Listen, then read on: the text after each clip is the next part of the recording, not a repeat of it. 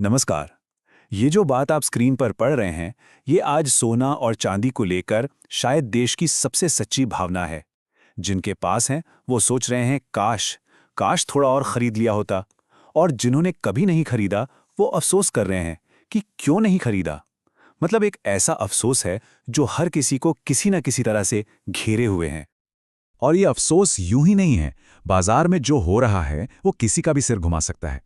आज कीमतें हजारों में ऊपर जाती हैं तो कल हजारों में नीचे आ जाती हैं। आप सोचिए, एक ही दिन में चांदी का भाव 16,000 रुपए तक गिर जाता है और सोने का 7,000 रुपए से ज्यादा चढ़ जाता है।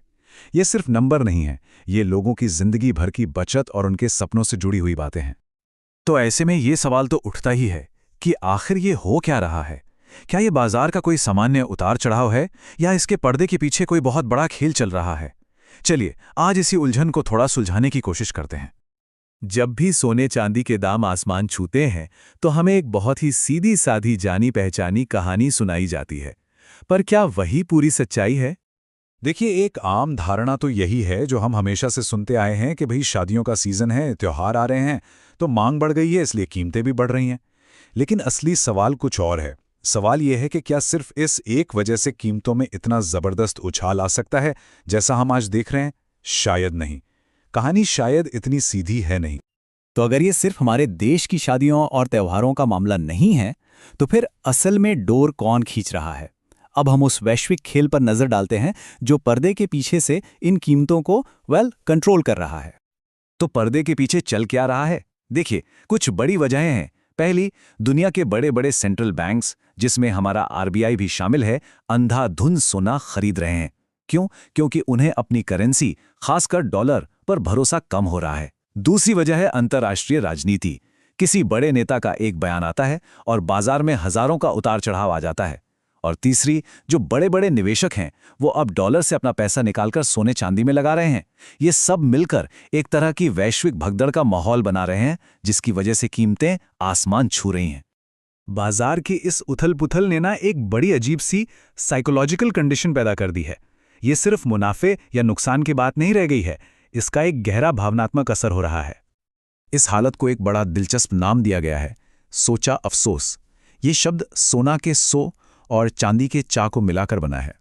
ये वो अफसोस है जिसमें इंसान बस यही सोचता रहता है कि काश उस वक्त खरीद लिया होता या काश उस वक्त बेचा नहीं होता। ये एक ऐसा चक्र है जो आज कोई भी फैसला लेना लगभग नामुमकिन बना देता है। और ये सोचा अफसोस ना 3 तरह के लोगों को परेशान कर रहा है। पहले तो वो हैं जिनके पास सोना चांदी है, पर उन्हें मलाल है कि और ज्यादा क्यों नहीं खरीदा। दूसरे वो हैं जिन्होंने कभी नहीं खरीदा और आज उन्हें लगता है कि वो मौका चूक गए। और तीसरी किस्म सबसे बड़ी है, वो लोग जो आज इस कश्मकश में हैं कि अगर आज खरीद लिया और दाम गिर गए तो अफसोस होगा, और अगर नहीं खरीदा और दाम और बढ़ गए तो भी अफसोस होगा। तो क्या ये सब सिर्फ वैश्विक राजनीति और आम लोगों के अफसोस का ही नतीजा है, या फिर कोई ऐसा भी है जो इस आग में घी डालने का काम कर रहा है? चलिए अब बात करते हैं सटोरियों की उस अदृश्य दुनिया की। अब जरा इस नंबर को देखिए, 89,000 रुपीज से भी ज्यादा। ये सिर्फ 10 महीने में 1 किलो चांदी की कीमत में आया उछाल है। अब आप ही बताइए, क्या ये सिर्फ त्योहारों और शादियों की मांग से हो सकता है, या ये उछाल इस तरफ इशारा कर रहा है कि पर्दे के पीछे कोई बहुत बड़ा संगठित खेल चल रहा है? और जब ये सट्टे का खेल बिगड़ता है ना, तो नतीजे कितने भयानक हो सकते हैं, इसकी एक मिसाल है राजकोट की ये कहानी। यहां 44 व्यापारियों ने ये सोचकर दांव लगाया कि चांदी की कीमतें अब और नहीं बढ़ेंगी, लेकिन हुआ उल्टा। कीमतें बढ़ती गई और आखिरकार वो सब 350 करोड़ के भारी कर्ज के साथ दिवालिया हो गए।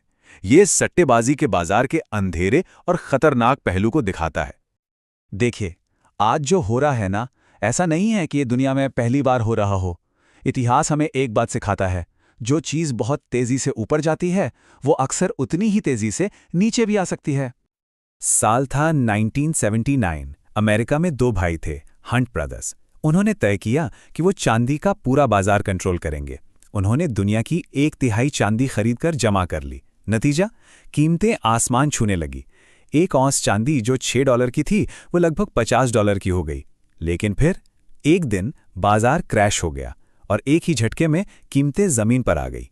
उन भाइयों को इतना बड़ा नुकसान हुआ कि वो इतिहास के सबसे बड़े कर्जदारों में गिने जाने लगे। ये कहानी एक चेतावनी है कि बाजार में हेर-फेर का खेल कितना खतरनाक हो सकता है। और हाँ, एक और बहुत ज़रूरी बात, हम सबके दिमाग में ये बैठा हुआ है कि सोना सबसे सेफ, सबसे अच्छा इन्वेस्टमेंट है। लेकिन क्या आंकड़े भी यही कहते हैं? जैसा कि आप इस टेबल में देख सकते हैं, कुछ समय के लिए सोने ने बेहतर रिटर्न दिया है, ये सच है। लेकिन अगर आप लंबा समय देखें, जैसे 1998 से 2023 के बीच, तो स्टॉक मार्केट सोने से आगे निकल गया, और वो भी बिना डिविडेंड गिने। तो ये धारणा कि सोना हमेशा सबसे अच्छा रिटर्न देता है, ये पूरी तरह से सही नहीं है। तो इस सारी बातचीत के बाद इस मुनाफे और नुकसान के चक्कर से बाहर निकलकर एक ज्यादा बुनियादी, एक ज्यादा जरूरी सवाल पर सोचना होगा। अंत में सबसे बड़ा सवाल ये नहीं है कि सोने का भाव कल कहाँ जाएगा।